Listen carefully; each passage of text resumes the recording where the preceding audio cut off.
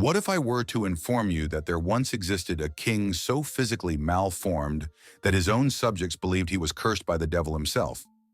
Allow me to introduce Charles II of Spain, a ruler whose appearance was so astonishing that even his royal court murmured he must be under a spell. They referred to him as El Hechizado, the Bewitched One. However, the truth is that Charles was not afflicted by supernatural forces. Instead, he was burdened by something far more malevolent, his own royal lineage. This narrative recounts how the most formidable dynasty in Europe ultimately led to its own demise, producing a king so deformed that upon his death, his autopsy unveiled horrors that seemed to validate every supernatural fear his subjects had whispered about for years. If you are prepared to explore more shocking historical revelations that textbooks often overlook, please subscribe, as we are only beginning to uncover the unsettling truths behind royal authority. First, the jaw that could not close. When foreign ambassadors first encountered Charles II, many were unable to conceal their astonishment. Here stood the king of the most powerful empire on earth, yet he could not even close his mouth. His jaw jutted out so prominently that his lips could not meet, leaving his mouth agape like a broken door.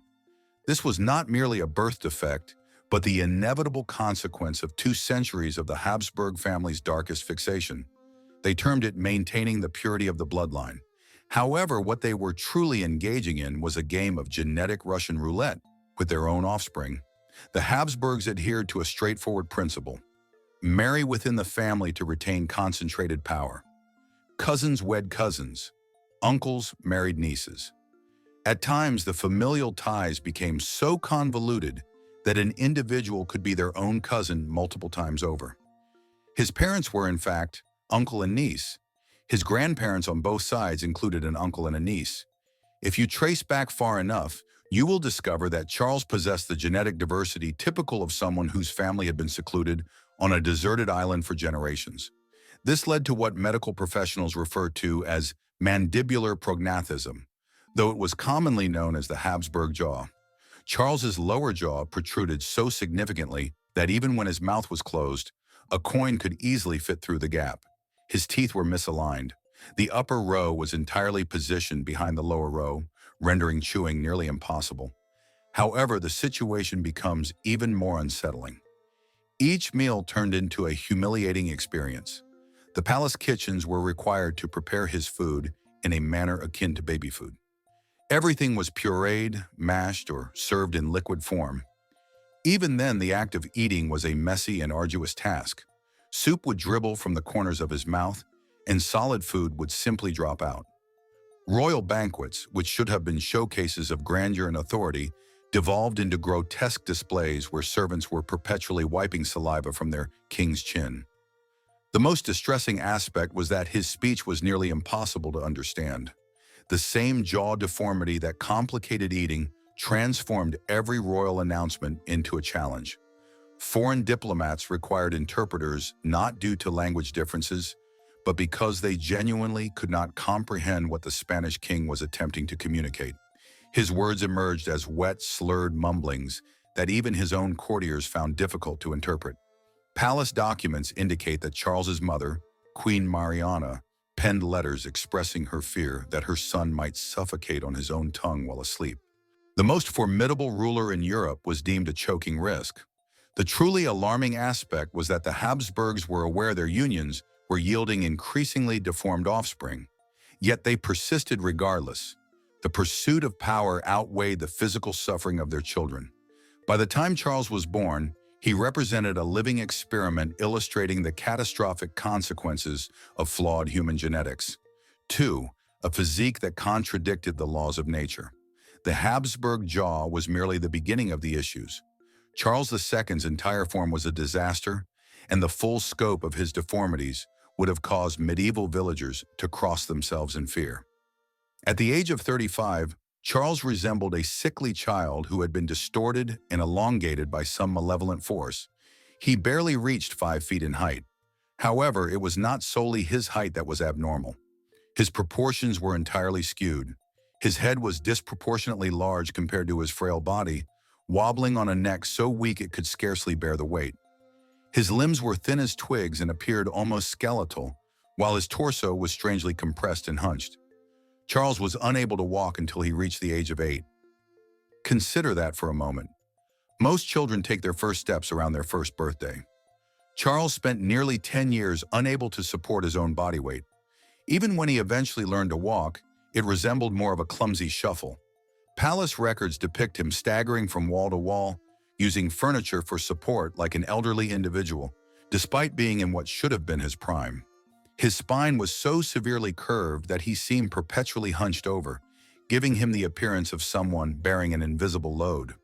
In a sense, he embodied the accumulated burden of generations of genetic damage, concentrated within one extraordinarily unfortunate individual. The psychological repercussions were equally severe. Charles possessed the intellectual capacity of a child well into adulthood. He was unable to read until the age of 10, and even then, he faced significant challenges with basic comprehension. Tutors at court described the experience of teaching him as akin to attempting to fill a broken vessel. Information would enter, yet nothing appeared to adhere. His emotional regulation resembled that of a toddler, confined within an adult's physique. Palace staff reported that Charles would erupt into violent tantrums over trivial matters, screaming and thrashing about like a child denied a toy. These outbursts would be succeeded by episodes of total withdrawal, during which he would remain motionless for hours, staring blankly at nothing, entirely unresponsive to his surroundings. Even his hair reflected his genetic afflictions. It grew in sparse, patchy clumps that frequently fell out, resulting in a scalp that resembled more a diseased animal's hide than that of a royal figure. Court painters were compelled to exercise creative liberties in his official portraits. However, even their most flattering portrayals could not entirely obscure the truth of what Charles had become. The most unsettling aspect was that Charles's condition was deteriorating as he aged. While most individuals achieve physical maturity and reach a state of stability, Charles was experiencing active decline. His already frail body was failing at a rate that surpassed what normal aging could explain.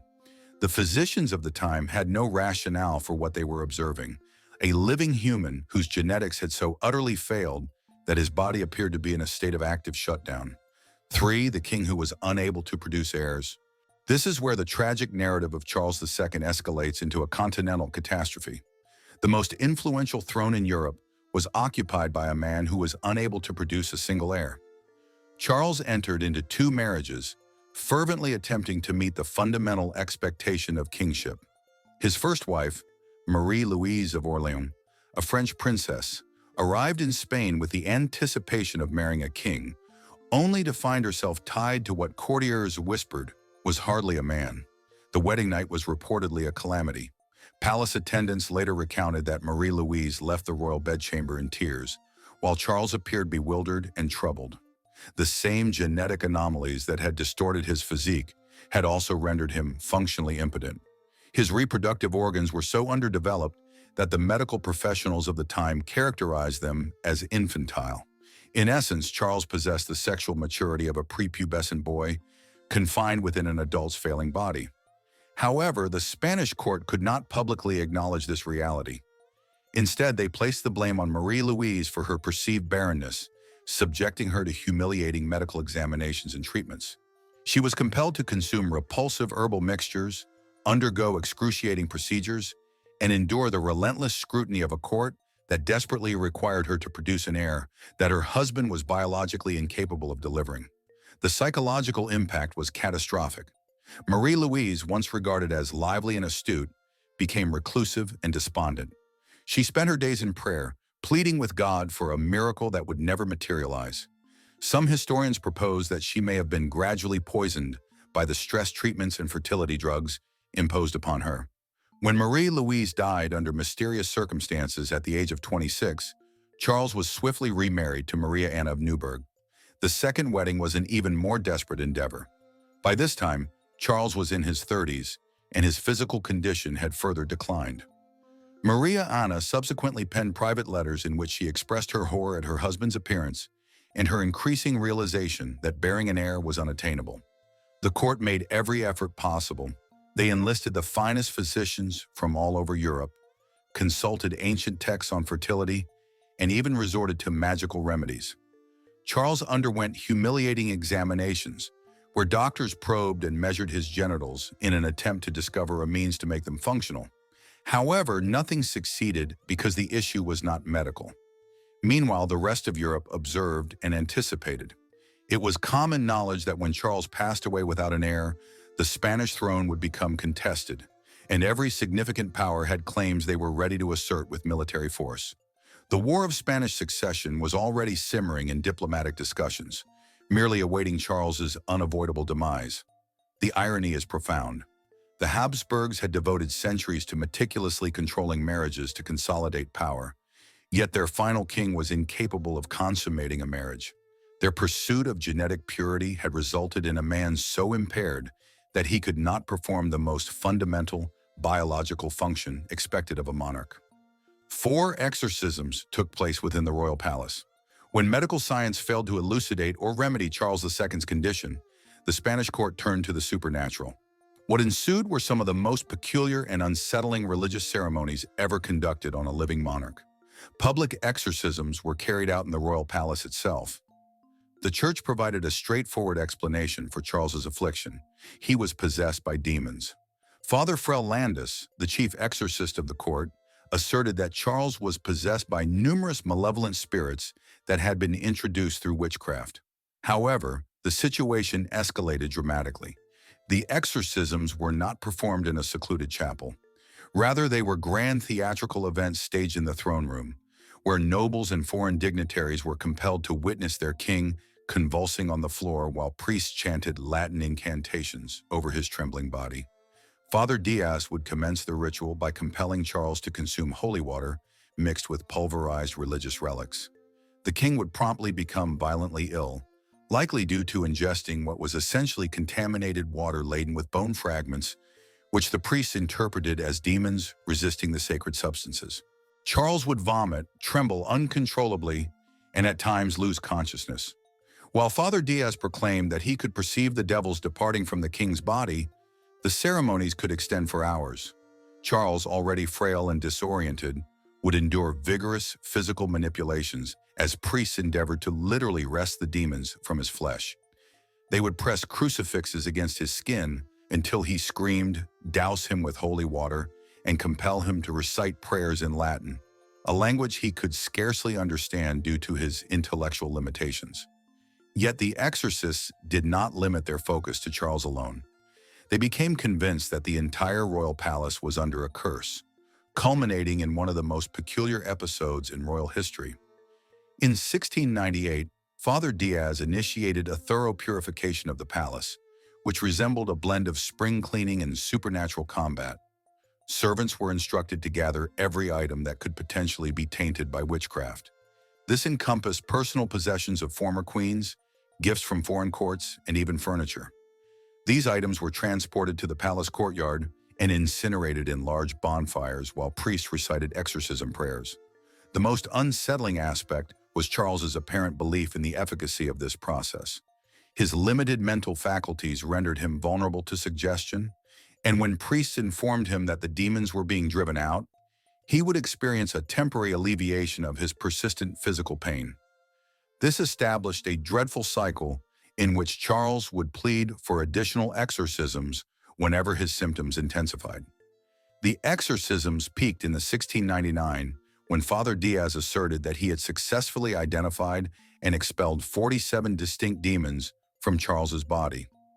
Each demon was purportedly assigned a specific name and was said to be responsible for various facets of Charles's condition.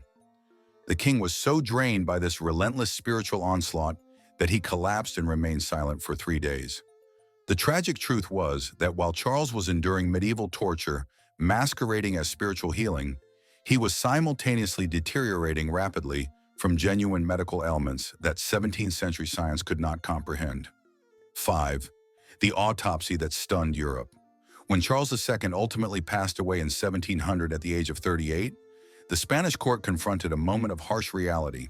They had spent decades asserting that their king was cursed by supernatural forces, but now they were compelled to uncover what had truly existed within the body of the man they referred to as El Hichi. The findings of the royal physicians during the autopsy of Charles were so astonishing that the official report was initially withheld, considered too unsettling for public awareness. However, the details eventually emerged, revealing a scene of internal horror that seemed to validate every supernatural fear his subjects had murmured about for years. Dr. Geronimo de la Fuente Pierola, the royal physician responsible for the examination, authored what would become one of the most chilling medical documents in European history. His report indicated that Charles's body resembled that of a monster rather than a human, containing organs so deformed and diseased that it appeared improbable he had survived as long as he did. To begin with, his heart was described by Dr. Pola as being no larger than a walnut, shriveled and blackened, akin to a piece of charred meat. A typical adult heart weighs approximately 300 grams, while Charles's heart seemed to weigh less than 50 grams. It was so diminutive and damaged that the physicians were astonished he had been able to circulate blood at all. His lungs were characterized as corroded and gangrenous, filled with fluid and what appeared to be decaying tissue. The odor emanating from his chest cavity was reportedly so repugnant that several assistants fled the room. However, the most alarming findings were located in his abdomen. Charles's intestines were described as putrefied and gangrenous, essentially decomposing within his body. The reproductive organs, which had incited significant political strife, were found to be catastrophically underdeveloped. Perhaps the most shocking discovery of all was what they uncovered within his skull. Upon opening Charles's head, the physicians found that his brain was encased in an abnormal quantity of fluid, a condition now recognized as hydrocephalus. His brain tissue appeared to be damaged and discolored, which accounted for his intellectual disabilities and erratic behavior. Dr. Pola concluded his report with a statement that sent shockwaves through European courts. It is miraculous that this body sustained life for such an extended period, as it contained not a single healthy organ. The autopsy findings were so extreme that they actually reinforced supernatural beliefs rather than dispelling them. How could someone survive with organs this damaged unless dark forces were at play? The medical evidence seemed to confirm that Charles had indeed been cursed, albeit not in the manner anyone anticipated. What makes this even more chilling is that Charles lived for 38 years with these internal horrors. Each day of his reign, he was slowly dying from the inside out. His body was a collection of failing systems held together by sheer biological stubbornness. Charles II died without an heir, and as predicted, Europe erupted into the War of Spanish Succession, a continental bloodbath that lasted over a decade and claimed hundreds of thousands of lives. The Habsburg obsession with genetic purity did not merely destroy one man. It triggered one of the deadliest conflicts in European history. The tragic irony is striking. A dynasty that spent centuries consolidating power through inbreeding ultimately lost everything because their final king could not even perform the basic biological function necessary to continue their lineage. Charles II became living proof that sometimes the greatest enemy of absolute power is not revolution or invasion, but biology itself. If these dark corners of royal history intrigue you, please hit that like button, subscribe for more shocking historical secrets, and let me know in the comments what other royal mysteries I should investigate next.